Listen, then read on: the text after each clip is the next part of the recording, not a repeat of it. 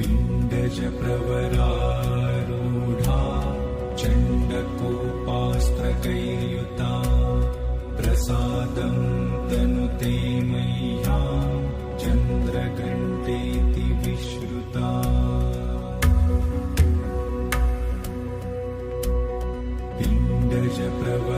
पिण्डजप्रवरारूढा